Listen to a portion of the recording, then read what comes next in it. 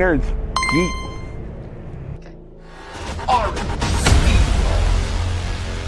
Rain, making it rain, making it rain, making it rain. Check it. Check it, nerds. Nerds. I'm excited. We have some great guests here today, and I'm going to use up almost all the time. So we're just going to jump right into it. I'm going to bring them on right now if we can get the tech. Got to find that. Got to find the buttons. All right. Going to add to stage. Add to stage. Hey, nerds. Hey, Yeet. Hello. Hey, Brian and Ty. I Howdy. need you guys to introduce yourselves to the people back home. Ty, you want to go absolutely. first? Sure. So I'm Ty Oden. I'm a game designer of, I don't know, I stopped counting, years, 10-ish, more. And we're running our first real big boy Kickstarter. So it's a project that Brian and I wanted to work on together forever. And so, Big boy Kickstarter. Yeah, our first real big boy Kickstarter, you know. So that's Ty and Brian. I'm Brian. I have designed a whole ton of games like behind the scenes, and this is the first time that Ty and I are running a Kickstarter for ourselves, and we're really excited. I'm part of Restoration Games, so Return to Dark Tower, Unmatched, all that sort of stuff. Thunder Road. That's me. But we're not here to talk about anything like that. We're here today to talk about the Grassroots Game Jam and Woo! the ZineQuest zine of Grassroots Game Jam. So, tell the people what a Grassroots Game Jam is, because when I went to the page, I was like, "Is this a picnic?" I mean, I'm pro picnic. I'm also pro potato salad. And I would have given you all money even for potato salad because I like you. But we got to convince the people at home that they need to give you money for a zine. So what's this all about? Tell us. No, do y'all remember when that guy crowdfunded the potato salad? Absolutely. Oh, yeah, absolutely. That's like early. It is literally my favorite thing. For a long time, my like photo was just me in front of a bowl of potato salad. I want people to give me money to make potato salad. I can't make any promises, and we don't have a whole lot of a back end baked into this, but there's a chance that any money you put into this goes to potato salad. I can't say it doesn't. That's true. That's true. But what is Grassroots Game Jam? Yeah, so we wanted to do a game jam. We have both written entries for really big game jams before, like Game Chef and things like that. Game jam, as your audience probably knows, is kind of a set time limit time when you're going to be working on game design and putting together a project, trying to get something basically done. Doesn't have to be perfect. It could be a great way to do a sprint, work on a project you kind of had kicking around in your head. Play with some new toys and see what comes out. A lot of times game jam games go on to get developed into full games, or maybe not. So no actual jam involved? Only a little bit of actual jam involved, but maybe less than you would expect. I mean, as the picture basically showed a picnic, my immediate response was, maybe this is actually about jam.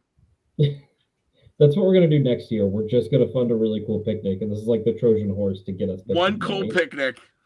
Yeah. But this actually has four, your zine has 4 cool games in it. Yeah, I mean, so, we originally started this game jam and we were like, we're going to get 10 entries. We're going to whittle that down to some number, and then we're going to publish that and it'll be cool. And then we ended up getting a little over 100 designers following and 25 different entries. And so that's awesome. Yeah. And so we were like, oh, this is a real thing. People are into this. And so we got a couple of fantastic judges to come and judge the games. And we picked the top 4, and we are publishing them in the first, what we hope to be annual Grassroots Game Jam 2025. Grassroots Game Jam Annual 2025. Yeah, something like that. Ty, you are so excited. You're so excited. I am, And I'm usually I have to be like, chill the F out, bro. No, I'm really excited for it. I mean, something we really wanted to do was try and reach like a really diverse group of designers that maybe aren't already well established in the industry. You know, people that are not total outsiders, but we were kind of open to all levels of experience.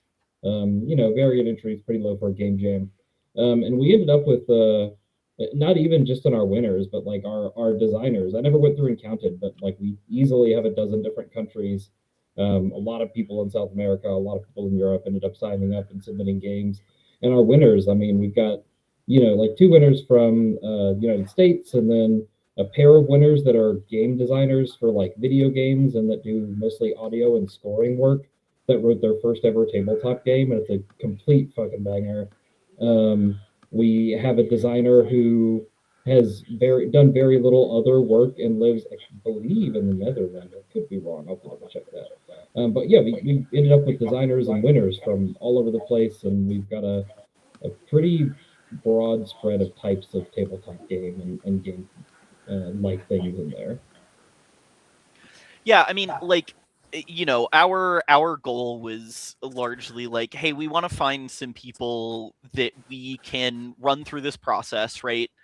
That hopefully will take their game and like develop it further and maybe, you know, do their own zine next year or something like that. You know, we have always approached this as a way to sort of get new and cool people into, you know, making books and making cool creative stuff, because the like game design part of it is something that a lot of these people already know how to do. But Right. Ty and I specifically were like, well, we've like printed stuff before and we've made books, and we want to show people how to do that. And so, like, you know, we have a Discord where all the winners are in. We've been talking to them about, you know, what the Kickstarter is like and what editing is like. Can regular folk get on the Discord? Yeah, Absolutely. Yeah, we just have a secret little winners only chat for all the kind of business back end. Here's the return from the artist, here's the editors, you know. Grassroots Game Jam Discord. Yeah, we've got links flowing. Because I got to assume you're going to do this again. That's the hope. I mean, we're kind of to the point where the jam was so successful that even if we have to kind of refigure how we want to do the zine, we're definitely doing another one of these jams. So we already have signups for that open. The page is kind of just a copy of this year's page, so a little bit TBD, a little bit under construction, but people can go sign up now and follow, so that in like 8 months, once you've long since forgotten about all this, I'll shoot you an email and remind you. That seems good, because you know, with my brain, I'll forget about this tomorrow. If you can't eat it, I wouldn't expect you to remember it. And honestly, I love that for you.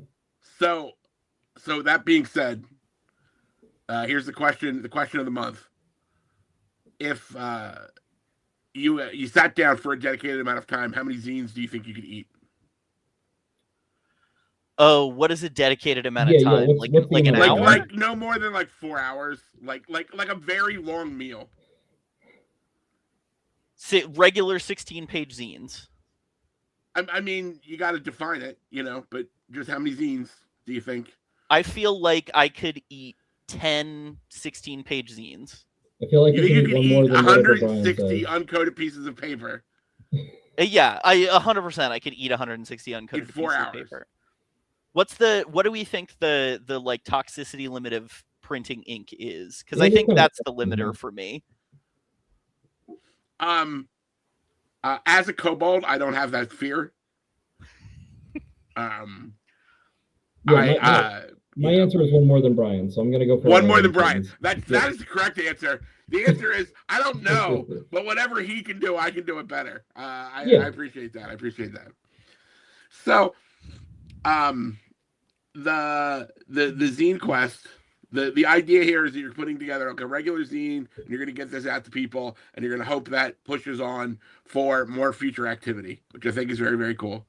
Can you tell us a little about what went into the jam? Because I know there were some antecedents, to drop out a big word there, to the jam that I think people would be interested in. Yeah. Ty, go for it. So our first real inspiration was a Game Chef, beloved long past rip Game Chef, and their style was to give you a list of ingredients and tell you to use at least so many of them, but up to so many. We wanted to give that a little more structure for ours, so we came up with themes, mechanics, and elements. The themes are kind of the big ideas, right? They're the thing that will be common across all the games no matter what. So our themes this year are Festival and Fortune. That's what the Kickstarter's named for, and that'll be the name of the first scene. We wanted a big celebration. It's the first year. We kind of wanted something immediate. So that was like we locked into Festival and Fortune, I think immediately upon the first time we talked about these things, that we wanted something festive. Cool.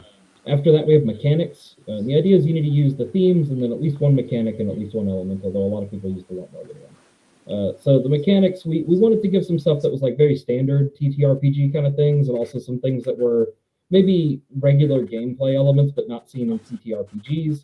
So we went with chess pieces is one of them. Not always an RPG thing, but something that a lot of our designers really embraced, and in ways that I really wouldn't have expected.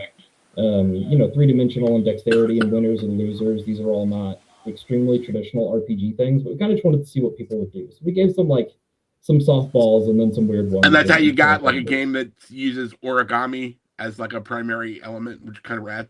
Yeah. We ended up with. If you like folded paper, there's a game for you. Yeah, we have an origami game. We have a game that two different games that use like assigning of roles via chess pieces. One of the games that didn't make it to the jam, though, but you can find in the link on the Kickstarter page, is like a puzzle trap dungeon raiding game where you are chess pieces and the other players are setting up traps in the form of other chess pieces. It's wild. The last part were elements. Elements are like, these are like the finishing touches. This is like the seasonings on top of your food. So they're just kind of ideas to play with, things that still tie into each other and tie into the themes, like a heist, a feast, the idol, the sun and moon. Got a lot of cool sun and moon stuff. The wager and the space race were our elements. So kind of the space race? Yeah, I don't. It's a little all over the place. One of the designers did go with the space race, and I was happy to see it. They unfortunately weren't the finalists, but their game is very cool. It just was way over word limit. Would be hard to print, I feel, but was a very cool game. Space race. Race. They did like 1,600 words of space race, and sadly the cutoff was supposed to be 600 words of space race, so it was maybe a little too much space race for the rule number one. Here's the word limit. Well, I've exceeded the word limit. Well, you didn't read the rules, so you lose. I will say, unfortunately, most of our questions were about the word limit, because people were like, well, it's under word limit, and then I have the appendix. Well, it's under word limit, and then I have indexes. So we're being a little stricter next year about word limits. Indexes count. Words count. Yeah. I totally agree. If it's important to the rules, that's part of the rules. That's part of the word limit. Well, guys, I thank you so much for coming in and talking about this. I hope that you get this funded and we get this done. We got a week left of ZineQuest. I'll be back tomorrow with a whole bunch of information about any last-minute zine editions, because we still got a week. Oh, excuse me. And we have, not all of them end this week, because there's some that decide. I don't know why. I mean, if you're going to do ZineQuest, it should end on February the 28th, or at least the 29th, if you know what's going on. If you're in part of the Illuminati that understands how leap years work. If you're not, we'll talk to you in 4 years. Yeet out. Adios, Yeet.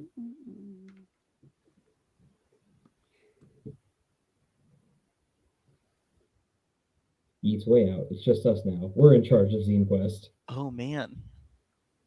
Is it just... Where'd he go? I want all you kobolds to know out there, you can eat a baby in any one of these RPGs. Kobold has wares if you have coin.